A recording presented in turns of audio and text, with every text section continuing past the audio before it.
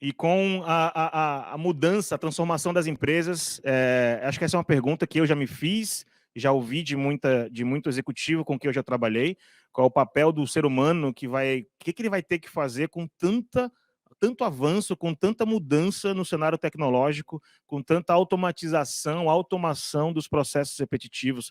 Será que o homem volta a ser mais ser humano, né? Ser mais humano dentro das organizações? Então, quero chamar aqui a professora Lucilena Galvão, que eu já falei e repito, sou fã, gosto muito, acompanho, leio, e queria agradecer por estar aqui com a gente hoje, professora. Muito Bem-vinda. obrigada, Bruno. Uma satisfação estar aqui com vocês também. Espero que tenhamos uma tarde agradável. Muito bom. Vou deixar o palco com a senhora, fica à vontade. Boa sorte. Muito obrigada.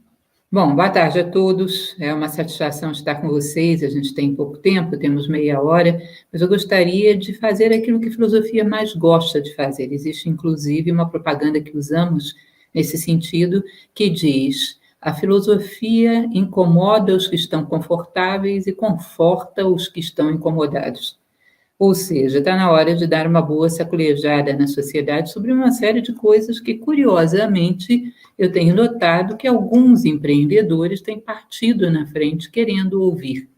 E isso, para mim, é muito agradável, que é o tema inovação, a construção de uma nova normalidade, a demanda para um futuro diferenciado, que, logicamente, parte de seres humanos e a sua postura diante do mundo. E é muito interessante que organizações estejam se interessando por isso. Sou filósofa, então a gente parte daquela história de que filosofia é uma coisa tão distante da realidade, não tem muito a dizer. Olha, vamos corrigir a rota. A filosofia sempre foi manual do bem viver. E nesse momento, eu diria que é uma auxiliar imprescindível para as transformações que vêm por aí. Então, para aqueles que já me conhecem, tenho 32 anos como professora de filosofia de uma instituição internacional chamada Nova Acrópole. Vamos então, vou trazer para vocês o meu material, peço apenas alguns segundos, e vamos começar o nosso bate-papo de hoje.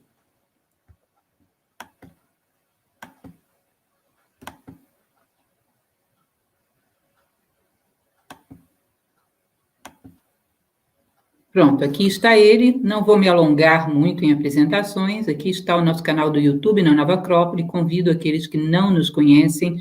Hoje temos, entre o YouTube e o nosso canal de streaming, mais de 1000 palestras disponíveis para o público, sobre os mais diversos assuntos. E esse que vamos falar hoje é um deles, que é exatamente avanços tecnológicos para quem quer inovar. E aí eu coloquei algumas imagens bem provocativas, não é? Uma das coisas que eu quero que fique claro para vocês hoje, vamos falar sobre isso o tempo todo, tecnologia de ponta é a sua criatividade. Coisas, processos, já não são mais a última palavra, são a penúltima. Tecnologia de ponta é a sua criatividade diante da demanda das circunstâncias em que vivemos.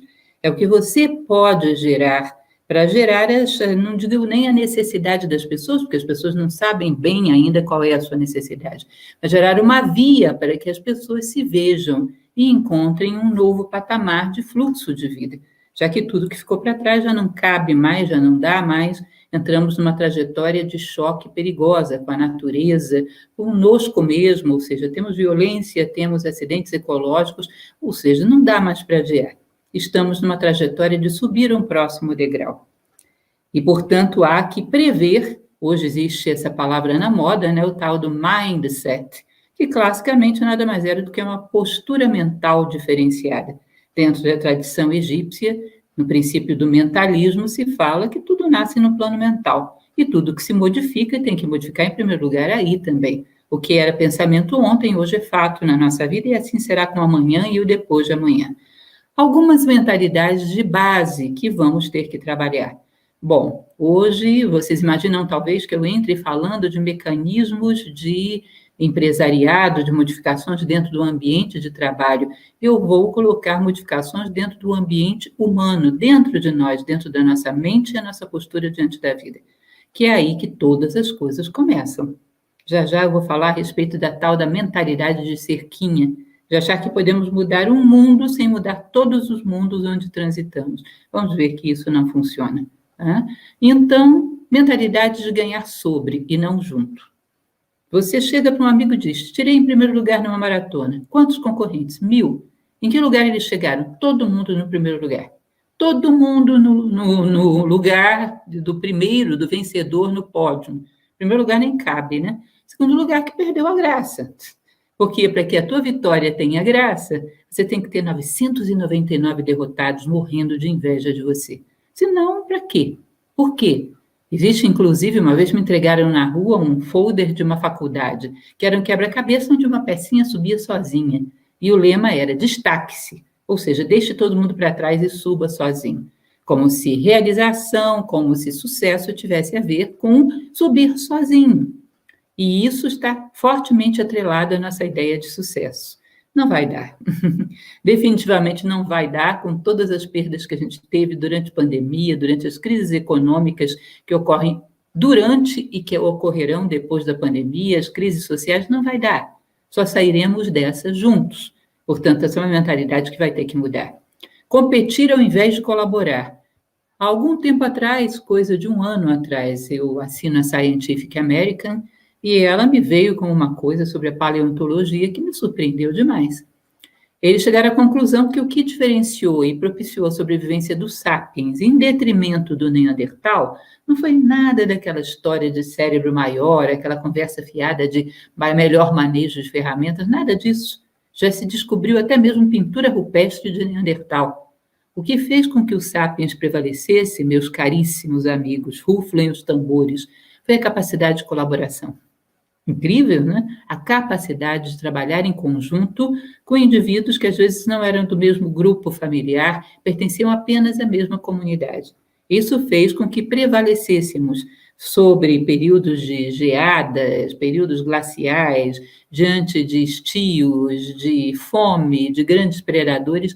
Isso fez com que prevalecêssemos. Talvez a gente esteja entrando naquilo que o Dr. Miguel Nicolelli chama da era do Homo not so sapiens, porque foi exatamente isso que perdemos. Ou seja, aquilo que nos qualificou hoje é raro. Ou seja, a mentalidade de colaborar, de ganhar junto, mais uma vez, isso dentro de equipes. Objetivos são coisas e não pessoas, isso também não vai dar. Immanuel Kant, no seu Fundamento da Metafísica dos Costumes, ele dizia que a coisa mais imoral que existe é tomar o ser racional, ou seja, o homem, como meio e não como um fim em si. Nós já estamos num momento histórico que dá para dizer mais do que o nosso amigo Kant. Dá para dizer que não dá para tomar a vida como meio, mas como fim em si. É inviável o que fazíamos, considerando que o final são coisas, são serviços, são produtos e o homem é meio e a vida é meio. É como se você imaginasse uma célula que pensa apenas em si dentro de um organismo. Isso é biomimética, isso é aprender do nosso próprio corpo.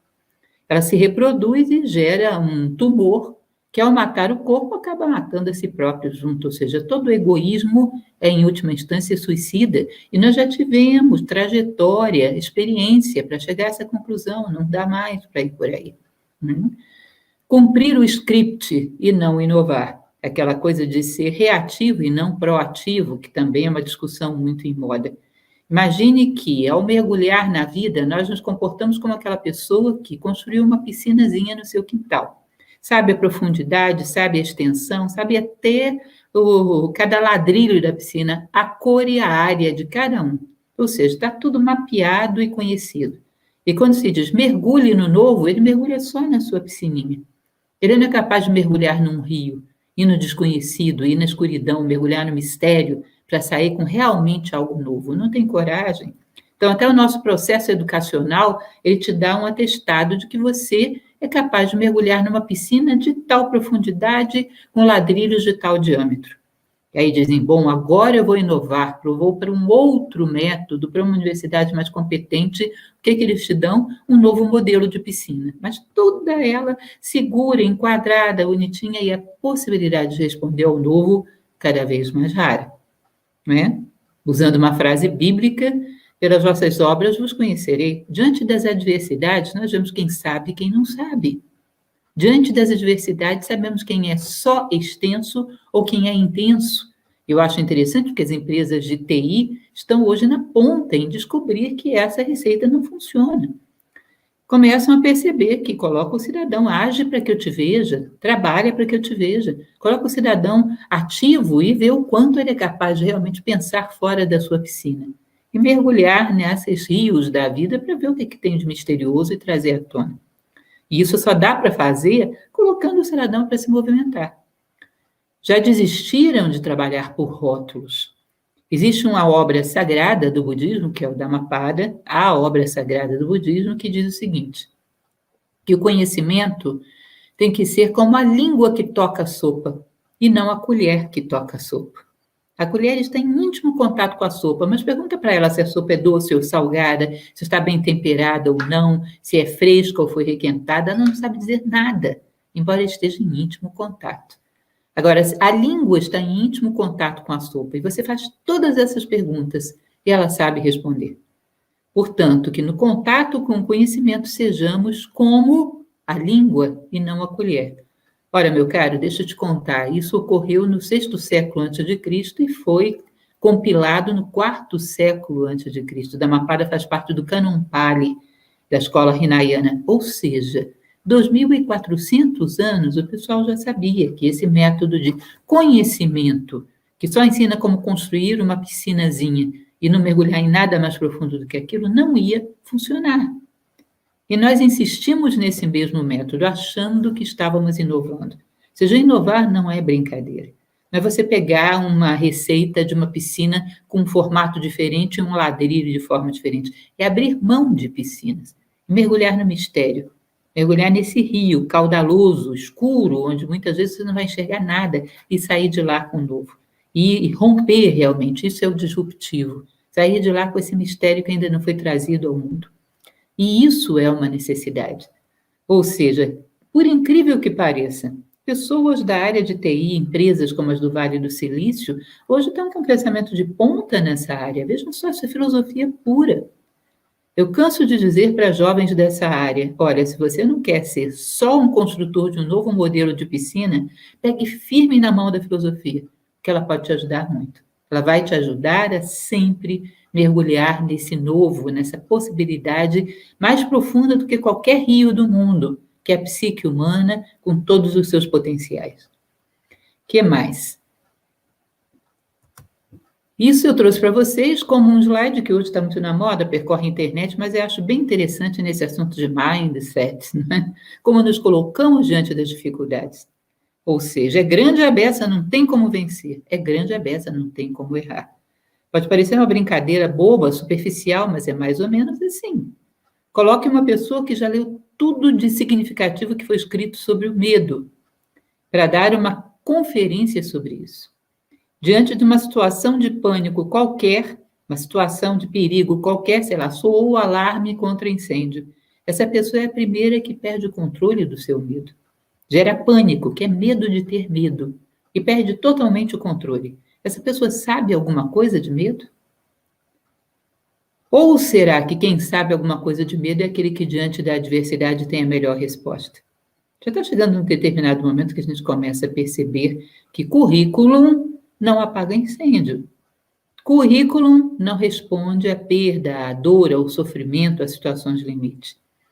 E hoje mesmo eu conversava com uma pessoa que me falava, bom, estamos dentro de uma caixinha, temos que romper alguma das paredes dessa caixinha. Eu falei, olha, provavelmente a vida nos colocou dentro de uma caixinha para que a gente parasse de querer fugir em alguma das 4 direções e aprendesse a sair para cima. Visse potenciais internos profundos que nos erguem acima desse patamar, nos colocam em outro degrau, onde a nossa consciência se potencializa para ver as coisas a partir de um outro patamar de altitude. E é essa a saída correta. Talvez seja para isso que a vida construiu as caixinhas. Porque para cima não está fechado. O teto é aberto e infinitamente rico em possibilidades. O que mais temos de interessante? Como eu falei para vocês, a palavra tech, tecnologia, que hoje é utilizada muito como abreviação, apenas assim, né? O tech, o high-tech, vem do grego technikos, relativo ao que trabalha com destreza e habilidade. Isso é algo que eu gostaria que vocês gravassem. Tecnologia de ponta são os poderes latentes do homem. Quer coisa que é tecnologia de ponta, pega esses rapazes que estão aí embaixo. Confúcio, Sócrates com Platão, Pitaotep, que eu coloquei um bonequinho ali estilizado, porque ninguém sabe como era Pitaotep. Pega essa turma. Isso é tecnologia de ponta. Homens que eram produtos da sua própria visão de mundo, capazes de, a partir de experiências próprias, refletir e extrair o seu sumo da experiência, que eram capazes de confiar na sua possibilidade de ver a vida e não comprar software vida pronto e simplesmente dar o play. Isso não é novo do ponto de vista histórico, mas é inovador, porque simplesmente há muitos milênios que não é vivido. Então não pensem que o passado não tem nada para nos ensinar. Costumo explicar para os meus alunos que quando você compara um homem que conduz uma biga em Roma com um homem que conduz um avião a jato hoje, progrediu a máquina, mas não necessariamente o homem. Ou você pode me garantir que aquele condutor de biga não era mais empático, não era, talvez, mais criativo, não era, talvez, mais corajoso para romper padrões do que esse condutor de um avião a jato que, às vezes, está totalmente alienado das necessidades dos seus passageiros e se sobrecarrega de trabalho numa tentativa de obter um salário muito melhor, totalmente indiferente aos riscos das vidas que ele tem na mão. Isso acontece nos nossos dias. Ou seja, progrediu a máquina, não necessariamente o homem, mas deixa eu te contar uma coisa interessante. A natureza não está precisando que a gente faça máquinas. Ela está precisando que a gente construa homens. Para construir máquinas, tudo que uma máquina faz, a natureza já aprendeu a fazer sozinha. Máquinas voadoras, olha o tanto de cometas que estão por aí, um deles passou roçando com a gente nesses dias, não é isso? Velocidades elevadíssimas. Bom, ela fez a velocidade da luz. Ela precisa que a gente construa nós mesmos. Porque isso, existe uma lei, o livre-arbítrio, que não deixa ela fazer para a gente. Portanto, não é bom esquecer que, em última instância, nós viemos aqui para construir nós mesmos, e isso é tecnologia de ponta. Um ser humano desperto, ativo, ousado, ele é capaz de drenar pântanos, irrigar desertos e mudar o rumo de cometas. Ele é capaz de coisas geniais. Um ser humano é a única tecnologia disruptiva que até o momento existe no planeta. Portanto, nunca considere que tecnologia de ponta são coisas. Tecnologia de ponta é você. E sim, muita gente muito boa que houve no passado pode te ajudar a acreditar nessa possibilidade, porque eles viveram isso. Vamos falar já um pouco mais sobre isso. Um elemento que hoje tem sido muito discutido, não sei se bem compreendido, desse filósofo contemporâneo, Pierre Levy, filósofo da informação. Imagine o seguinte, ele se baseia numa frase que, na verdade, é socrática. Nenhum de nós, nenhum ser humano sabe tudo, mas todos nós sabemos alguma coisa que é essencial para o todo. Marco Aurélio, que foi um grande filósofo estoico, ele dizia: a morte de um único ser humano me empobrece, porque é um universo ímpar e irrepetível com o qual deixei de travar contato. Então, imagine que nós estamos preparando uma sopa juntos. Cada um vai lá e joga o seu ingrediente dentro dessa panela e mexe.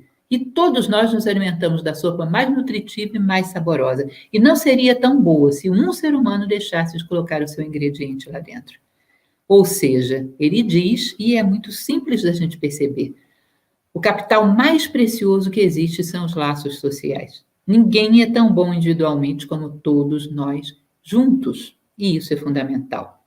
Então, quando nós conseguimos convencer as pessoas que há que encontrar dentro delas esse ingrediente ímpar e irrepetível, que é a sua própria identidade, porque o mundo precisa dela, você, dentro de uma corporação, você tem alguns milhares ou centenas, seja lá qual for o tamanho dessa corporação, mentes, pensantes. Já passou o tempo de você ter uma pessoa que conduz e pensa e para baixo só força de trabalho bruta. Isso é um grande desperdício. E quando você pode, na verdade, ter adiante um canalizador, uma pessoa que sintetiza toda a experiência do grupo, canaliza na direção que aquele empreendimento necessita, mas que tem um fluxo de informações constante, que constantemente aprende do grupo e estimula o grupo a encontrar dentro de si próprio aquele ingrediente secreto para a sopa de todos. E isso é antigo e, ao mesmo tempo, é inovador. Baseado na filosofia do período greco-latino, ou talvez até no pensamento oriental, que também falava a mesma coisa. E é super inovador. Ou seja, aquilo que é antigo e não experimentado continua sendo novo. E é um momento de ressurgir dessa ideia. O Propósito ou sentido de vida, um dia desses fazer uma palestra exclusivamente sobre isso. Porque é fundamental, fundamental, que a gente saiba onde quer chegar com tudo isso. Até a ISO 9000 sabe disso. Ação local com visão global. Porque é da visão global, do teu propósito, que vem a tua motivação para agir hoje. Você quer construir uma casa, contrata o arquiteto, ele faz a planta, não é assim? Aí você vai lá, chama o engenheiro, chama o mestre de obras. Todo dia, esse mestre de obras, para saber o que fazer hoje, ele olha para a planta da casa pronta, seja para a obra final, para depois começar a trabalhar no dia de hoje. Graças a esse propósito, você sabe onde você quer chegar com tudo isso, você tem inspiração, você tem valores. Se eu te perguntar, eu estou caminhando na direção certa ou errada? Como a Alice pergunta ao gato, né? E o gato vai perguntar para ela, onde você quer chegar, menina? Não sei, não parei para pensar nisso. Para quem não sabe onde quer chegar, qualquer estrada é certa. Certo, errado, verdadeiro, falso, honesto, desonesto, criativo ou medíocre, você só sabe quando você sabe onde você quer chegar. Levou para lá, ok. Levou em direção contrária? Não. Para quem não quer chegar em lugar nenhum, o que é um valor? É o que todo mundo faz? Olha que moda não costuma ser uma boa conselheira. Como você faz escolhas se você não quer chegar em lugar nenhum? Quem não quer chegar em lugar nenhum não tem um espírito de missão, portanto não quer construir nada. Como você escolhe ferramentas se você não quer construir nada? Não tem capacidade de boas escolhas. E não tem identidade. Como dizia a tradição egípcia, teu nome interno está no horizonte. Quem é a Lúcia? É aquela cujo propósito de vida é ser fator de soma, agregar valor. Portanto, eu sei quando estou sendo coerente com esse propósito e quando estou indo na contramão. Pitágoras aconselhava no seu museu que os seus discípulos fizessem um diário todos os dias para saber se hoje foram coerentes com seu propósito ou se foram na contramão. Porque um dia, amanhã dá para corrigir. Seres humanos sem propósito na sua vida como um todo vão entrar dentro da empresa e vão ter um propósito empresarial. É difícil. Vai ser uma máscara. Não vai funcionar. Sócrates dizia que um homem muito bem intencionado pode ser manipulado. Um filósofo, não. Porque é sempre dotado de propósito. Continuando. Vejam só que coisa super interessante isso. É de uma coisa que sempre se fez dentro da filosofia. E hoje chamamos de biomimética. A natureza pega um monte de partículas, junta e faz um átomo. Potencializou muito. O que um átomo faz, partículas soltas não fariam. Aí junta, faz uma molécula. O que uma molécula faz, constrói água, por exemplo, hidrogênio e oxigênio não seriam capazes de fazer. Aí junta as moléculas, faz células orgânicas, faz tecidos, faz corpos. O que esses corpos fazem, um tecido, um órgão não seria capaz de fazer isoladamente. Um corpo compõe o Requiem de Mozart, pinta a criação de Adão na Capela Sistina. Um monte de órgãos, por muito inteligentes que sejam, solitários não seriam capazes. Portanto, a natureza une para potencializar. Une um monte de astros em torno de uma estrela central e possibilita a vida. Ela faz maravilhas, ela potencializa unindo. Aí você coloca o João e o José trabalhando juntos, ou o João e a Maria. João produzia X. Quando chega a Maria, produzem X sobre 2, porque ficam o tempo todo um brigando com o outro. E com medo de ensinar aquilo que sabe. E um achando que a sua maneira é melhor do que a do outro. Ou seja, leva um tempo enorme para João, mas Maria fazerem aquilo que o João fazia sozinho. Por quê? O homem é uma exceção, que quando une não potencializa, debilita. Isso é uma loucura. Isso é uma postura mental que vai na contramão da natureza. Contramão sempre provoca acidentes. E inviabilidade, e inércia, e falta de capacidade de crescimento. Não é isso? Insegurança para mudar. Olha a bicicleta de Einstein.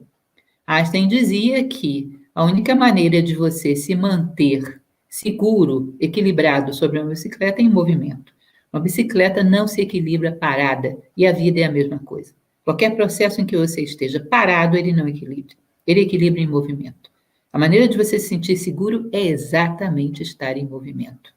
No universo onde tudo se move, quem não avança, retrocede. E isso é uma percepção muito básica de mecânica, né? Tudo parece estar avançando à tua volta quando você retrocede, ou quando você está parado, você tem a sensação de retroceder quando tudo avança à tua volta. Ou seja, você quer se sentir seguro? Esteja em movimento, porque é só assim que a gente obtém equilíbrio. O desequilíbrio vem na inércia, nesse conservadorismo que nos dá uma pseudo-sensação de segurança. Simplificar é outra coisa que a nossa sociedade tem muita dificuldade de aprender, não é? Burocracia e todos os vícios que ela carrega. A gente complica para mostrar serviços. Isso é uma loucura.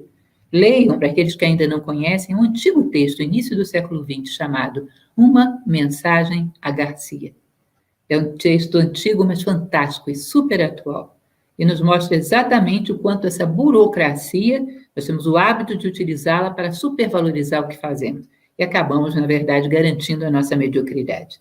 Há uma frase atribuída a Leonardo da Vinci, que, na verdade, pertence ao Codex Atlanticus, que diz: a simplicidade é o maior requinte. E, de fato, é assim. O que mais temos? Abolir cerquinha. Em qualquer empreendimento, não pense que alguém vai ter iniciativa, alguém vai ser coerente, alguém vai ser ético, só da cerquinha da empresa para dentro. Fora vai ser qualquer coisa. Mais uma vez a frase bíblica: não servirás a dois senhores ao mesmo tempo. Ou você estimula esse teu funcionário a ser íntegro em todos os lugares, ou ele não vai ser em lugar nenhum. Vai ser uma máscara de pouca cobertura. E quando ele não se sentir vigiado, cai a máscara e ele se torna o mesmo. É como aquela história que hoje está muito na moda, né? Quem educa a criança? Ah, é a escola? Não, são os pais. Eu acho isso bizarro. Imagina que a gente chegue à conclusão que são os pais. Então, ele educa da cerquinha para dentro. Da cerquinha para fora, quando ele encontra o filho do vizinho, ele é um péssimo exemplo. Os nossos filhos são muito intuitivos, crianças, adolescentes, eles te sentem muito mais do que te ouvem. Eles vão sentir essa fresta de incoerência, você não vai educar coisíssima nenhuma. Ou você educa em todos os lugares, ou você não vai educar em lugar nenhum. Você é um só. Ou aplicamos uma regra só a todos os mundos onde transitamos, ou vamos usar uma máscara de pouca cobertura, que não funciona. Diante de uma situação de impunidade, quando não há nenhum inglês vendo, ou numa situação de pressão, essa máscara de pouca cobertura cai. Como acontece em tantos países, quando tem um blackout, quando tem uma situação de exceção, e você vê as pessoas de classe média tirando seu salto alto, quebrando vitrines e roubando. É a ética de cerquinha. Esse é um mundo que não dá mais para contar com isso, não. Ou você senta com seu funcionário e diz: vamos transformar, vamos aplicar um valor em toda a sua vida. Ou você vai estar repetindo uma receita muito gasta e que o bolo sempre sola. Nunca dá certo. Nunca funcionou, nem vai funcionar. O que mais? Desdobrar os propósitos de vida, esse que você convenceu o seu funcionário a ter, para propósitos empresariais. Uma ocasião, eu dava um curso sobre ética numa empresa que estava começando um programa de compliance. No intervalo, um funcionário me puxou para um canto e me perguntou: professor, eu estou adorando esse seu curso, mas a senhora tem certeza que esse pessoal está realmente interessado em que eu seja ético para ser um ser humano mais realizado? Ou eles estão só com medo da lei anticorrupção? E olha, eu confesso para vocês que eu não soube o que responder, porque eu não tinha essa certeza. E esse nível de incoerência de quem conduz é como a criança olhando para o pai e vendo que ele não é íntegro, que ele não é coerente com aquilo que ele está pedindo do filho. Não vai funcionar. Ou seja, a velha receita do ensinamento através do exemplo aí é fundamental. Quem guia tem que ter uma virtude que não seja de cerquinha. Tem que fazer o sacro ofício de ser, para que os outros confiem e possam ir atrás. Ou seja, os mesmos objetivos da vida como um todo são os objetivos que fazem a empresa funcionar. Então, o humanismo, por exemplo. Na sua vida, as pessoas são o centro da sua vida. O seu filho é mais importante do que a parede rachada, a sua esposa ou esposo é mais importante do que o carro que não é o mais novo do mercado. Assim também no trabalho, o cliente é mais importante do que qualquer outra coisa, porque eu sou humanista, eu vejo o ser humano como fim em si e não como meio. Não obedeça a uma lei da cerquinha. Não é isso? Bom senso e lucidez. Que as tarefas sejam realizadas, mas que as pessoas estejam bem. Na minha família é assim. Eu não torturo meu filho para fazer dever de casa. Quero que ele faça, mas que fique bem, entenda o propósito disso. Mesma coisa, isso é autoridade humana dentro de uma empresa. Que os serviços e os produtos estejam bem feitos, mas que toda a equipe cresça no processo. Isso é fundamental. E isso é a chamada autoridade humana, que é a terceira autoridade, né? Temos a intelectual, a moral. Intelectual é saber fazer, a moral é fazer junto e a humana. Considerar o crescimento do grupo como um dos objetivos fundamentais, se não o maior de todos.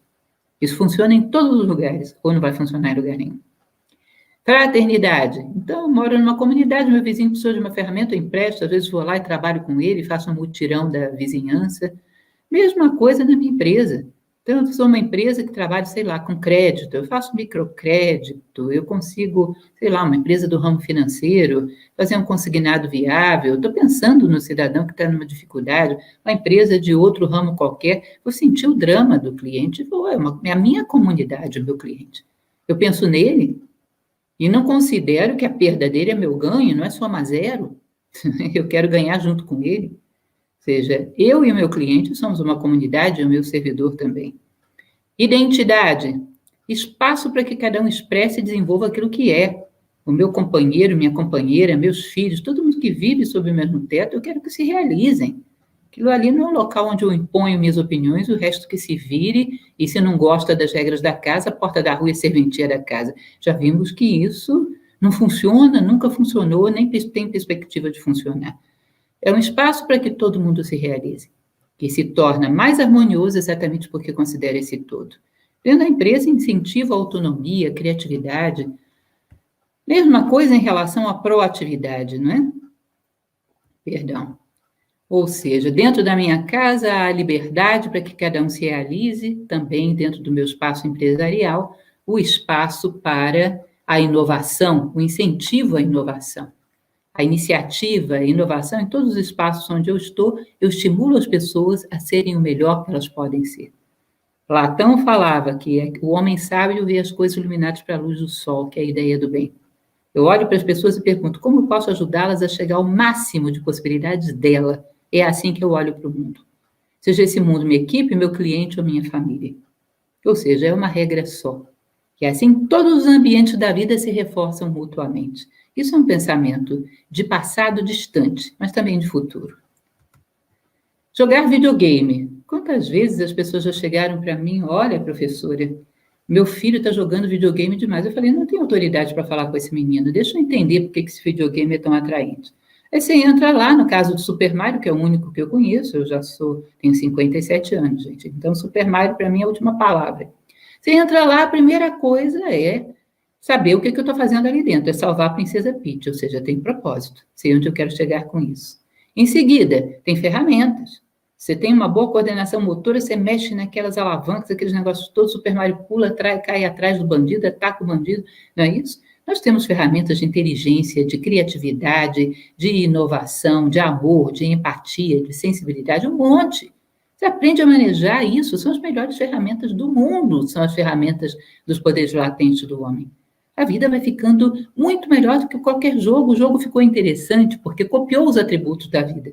A vida ficou insípida e o jogo ficou super divertido.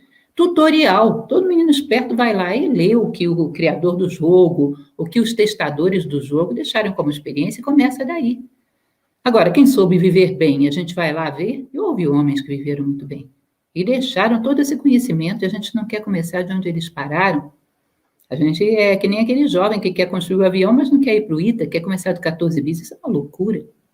Carl Jung costumava dizer, o homem do século XX, que fala tanto de economia, é um esbanjador.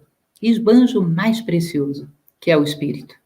Ou seja, nós não vamos atrás do espírito humano que foi cultivado por tantos para começar a partir daí. E por último, você quer ver um garoto chateado, dá um jogo fácil para ele. Ele ama as dificuldades. Ele sabe que isso vai lhe promover um outro patamar de perícia. E ele gosta de chegar para os coleguinhas e dizer, olha, eu estou no nível 3, uma dificuldade o desafia. E nós, diante da dificuldade, coitadinho de mim, como eu sofro, foge, se vitimiza, tem medo, é extremamente conservador, não percebe que uma dificuldade superada vai te proporcionar um próximo degrau de consciência. Nós temos dentro da filosofia uma visão que é bem esquemática, que eu gostaria de passar para vocês, um funil. Você entra num problema de 1000 formas, você sai de uma só. Vontade projetada para o futuro. Não me interessa como eu cheguei aqui, eu vou chegar lá porque eu quero. Ou seja, essa síntese projetada para o futuro, se você necessita de alguma coisa do passado, a tua vontade vai fazer com que isso aflore. Que nem o príncipe do conto de fada que vai salvar a princesa do dragão. A sua intenção está tão bem colocada no objetivo nobre, e a sua vontade tão bem canalizada, que no meio do caminho ele vai achando as armas mágicas que o possibilitam chegar armado até os dentes diante do dragão. A análise voltada para o passado não é má, mas ela pode ser terrível se você acha um culpado e se acomoda. Análise voltada para o passado não funciona sozinha. Você tem que ter síntese, vontade canalizada para o futuro. Não me importa o que me trouxe aqui, mas eu vou chegar lá. Isso te permite ir ganhando etapas e as dificuldades passam a ser bons desafios. Imagina uma vida assim. Para que precisaria de joguinho se a vida tem tudo isso na sua máxima potência de criatividade e possibilidades? Os homens inovadores sabiam procurar e usar essas coisas dentro da vida.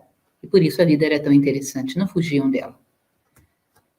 Outra coisa que eu considero fundamental no nosso momento histórico, a nossa chamada sociedade high-tech, como eu já falei, ela acha que viemos aqui para criar uma tecnologia que substitua o homem. Recentemente, conversando com o Dr. Miguel Nicoleles, ele me falava uma coisa muito interessante. A mente humana é analógica, a mente digital, ela é muito limitada, ela é ótima para finalidades técnicas, mas ela não substitui nunca a inteligência humana. Quando você estuda inteligência artificial forte, que é exatamente aquela que tenta, de alguma maneira, desenvolver algo equivalente ao humano, você vai ver, por exemplo, um avião. Um avião, que é um invento maravilhoso da tecnologia, não foi criado copiando o bater das asas de um pássaro. Ele criou uma trajetória própria. Assim também, a inteligência artificial forte, ela vai seguir a sua trajetória própria. Pelo menos num tempo curto a médio. Ninguém sabe o que será o futuro mais distante. Ela vai seguir uma tecnologia própria, baseada naquilo que é próprio dela, para resolver problemas técnicos. Não para ocupar o lugar do homem, mas para liberar o homem, para que ele seja simbólico, mítico, analógico, intuitivo, perceptivo, porque a percepção do homem é como uma esfera de 360 graus. Ele sente, ele vê, ele percebe além de tudo aquilo que ele toca, ele vê através. E quando a máquina ocupa esse papel do zerinho ou ela liberta o homem para ser humano. Não é a máquina que vai tomar o lugar do homem, o homem é que está ocupando o lugar da máquina. Daqui a pouco as máquinas vão entrar com uma queixa contra nós. Esses dias aconteceu em Brasília algo que eu achei incrível, incrível, gente. Que foi, numa prova de um concurso público, uma jovem foi impedida de fazer a prova porque ela tinha um marca-passo e o detector de metais soou quando ela entrou na sala. E ela apresentou o atestado médico, apresentou a carteirinha do portador de marca-passo, não deixaram ela entrar porque o alarme tinha soado. Qual é a diferença entre o ser humano que estava nessa promoção desse concurso e uma máquina? Nenhuma. É um ser humano que abriu mão de todas as nuances da inteligência humana para virar um digital, mas para isso ele tem a máquina, já tem um detector de metais. Para que precisa desse ser humano? Ele se reduziu a isso, a um portão eletrônico, sendo que ele poderia ter todo o requinte da natureza humana.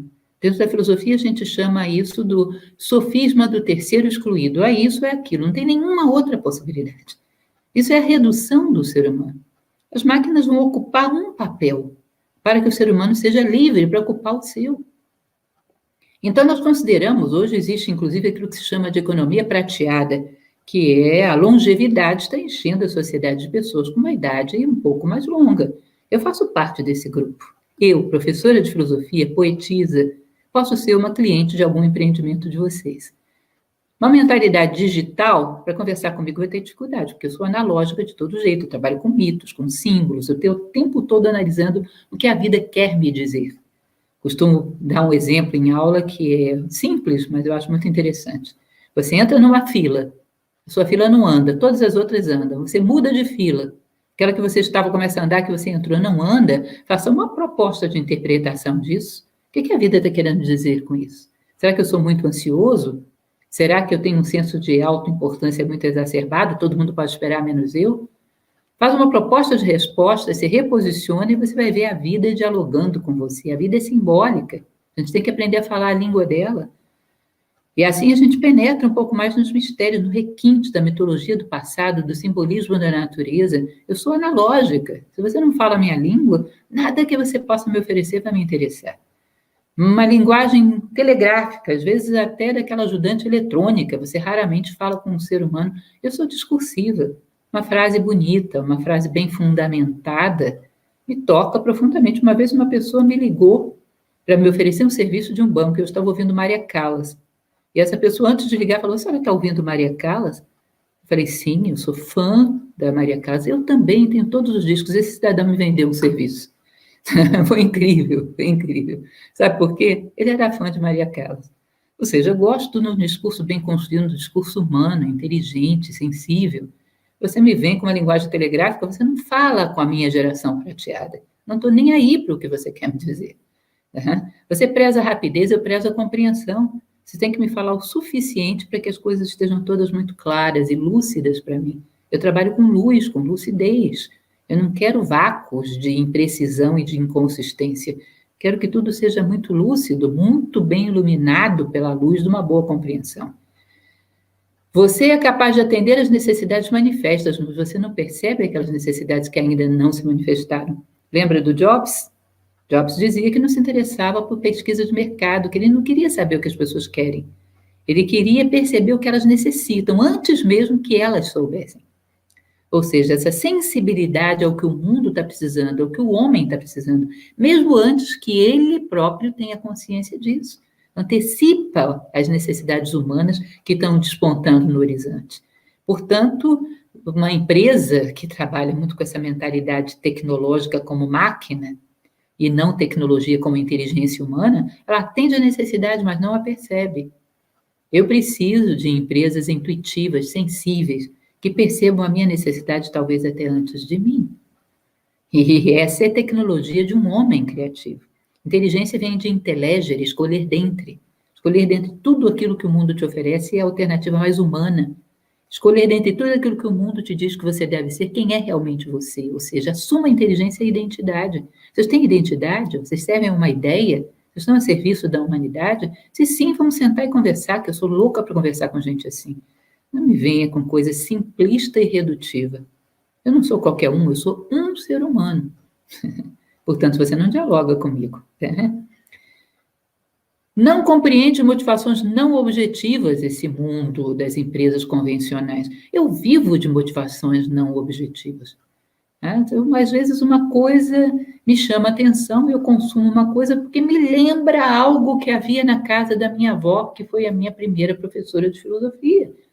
Era uma paineira e tinha tal coisa, aí uma coisa que me lembra dessa paineira. A relação é múltipla, tem relações emocionais, intuitivas, com um futuro que eu nem cheguei a construir. Ou seja, as coisas que me motivam são poéticas. Hoje você vai ver uma editora, poucas publicam poesia, sabe por quê?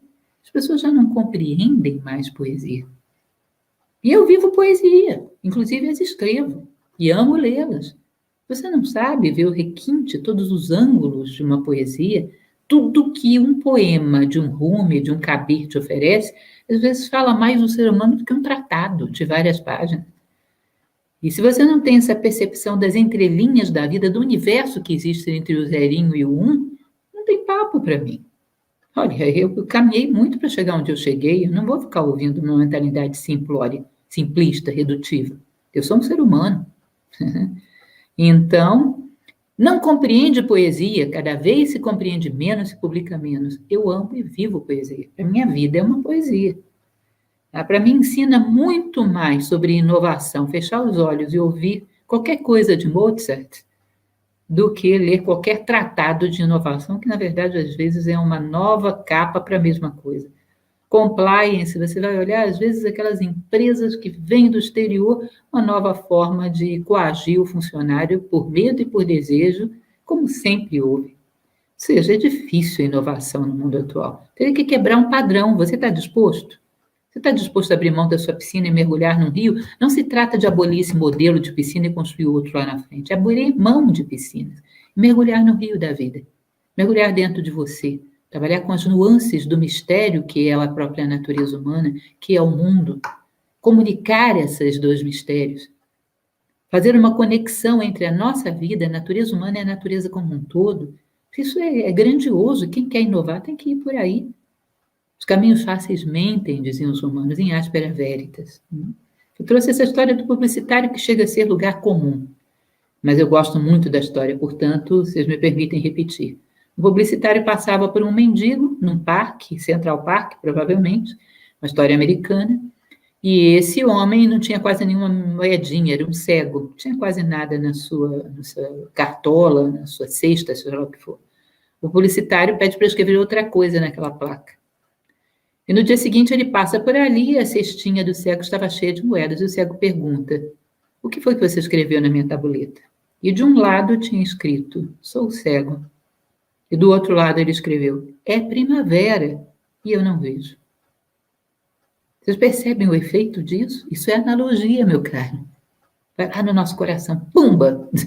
Isso é analogia. O ser humano é uma esfera, 360 graus sensível, para dentro, para fora, em todas as direções e de todos os jeitos. Assim você inova. Não tente simplificar o que não é simples. Seja simples, sim, da maneira mais clara de expressar as coisas que você compreendeu, mas não redutivo, no sentido de achar que o mundo se reduz a uma equação simplória e que nós vamos conseguir enquadrar o ser humano dentro disso. Não vamos, felizmente. Felizmente, o ser humano é muito mais do que isso. E isso é o que eu trago para vocês como reflexão e como desafio. Pensem a respeito. Nós estamos num mundo que está à beira de construir uma nova mentalidade. Quem conseguir mergulhar nesse rio e sair daí com um mistério novo, com uma concepção nova de mundo, vai acompanhar o ritmo da história. Quem não, vai ficar na contramão da história e vai ser superado. Comece por você mesmo, dentro do seu âmbito pessoal. Não tenha cerquinhas, não tenha medo do mistério, não ache que você está seguro, parado, não tenha medo de inovar. Procure que todas as suas compreensões sejam plasmadas da maneira mais simples possível e caminhe de braços dados com a filosofia. Ela é a primeira voz, a mais antiga do mundo, mas te garanto que é também a mais nova. Uma das coisas que eu posso assinar embaixo, que é tecnologia de ponta, é a filosofia. Ela caminha de braço dado e sempre caminhou na história com os homens que eram realmente inovadores, com os homens que realmente foram disruptivos. E é isso que eu ofereço. Muito obrigada e espero ter sido útil para vocês.